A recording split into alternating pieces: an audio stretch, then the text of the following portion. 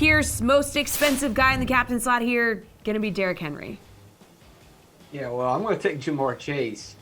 You just can't stop this guy. Janoris Jenkins is not going to stop him. Good defenses can't stop him. The only person that's slowed down Jamar Chase has been when the Bengals decided to run the ball for a spell during the season. Well, they're not running anymore. They're passing nonstop. He destroyed the Raiders last week. He didn't really play in the game against the Browns, but you go back to that Kansas City game, 266 yards receiving. It's insane. Against the Ravens, both games, he destroyed them. I don't see any scenario where in the biggest game of the season, Joe Burrow is not feeding the ball to Jamar Chase against a defense that will allow yards to the air. So you just got to hammer in Chase.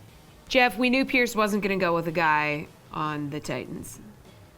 Look, I mean, absolutely, Jamar Chase has upside in this matchup. I mean, there's a couple different scenarios. Bet the Bengals could just come out and start throwing, and they could be behind. But I'm very bullish on just using Derrick Henry in showdown contests here for your captain. I think enough people are going to be scared of the workload concerns and saying, oh, well, he might only get 12 touches. I just come back to the fact this guy's been practicing for 3 weeks. They have been prepping for this in Tennessee for like 2 months now for this exact spot. And here it is. And look, we talk about the weakness of the Tennessee Titans pass defense. Well, the bigger weakness is the Cincinnati Bengals rush defense. They allowed 7.4 yards per carry to the Raiders last game, 5.9 yards per carry over their last 3 games.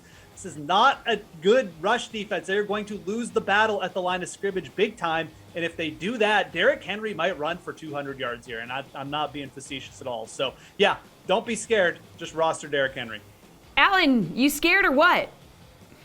I'm very scared, but those are 2 great picks, both of those. Joe Burrow at 10-8 is the second highest price on the showdown, but he's still undervalued. Earlier, I mentioned the Titans are better against the run than you think. It's going to be Joe Burrow and the pass catchers if they're going to win this game. And there's a narrative floating around that the Bengals are satisfied. They won a playoff game for the first time in decades, but Burrow doesn't strike me as that type of player. He's more of a DJAF player, right? Burrow is what Baker Mayfield wishes he was.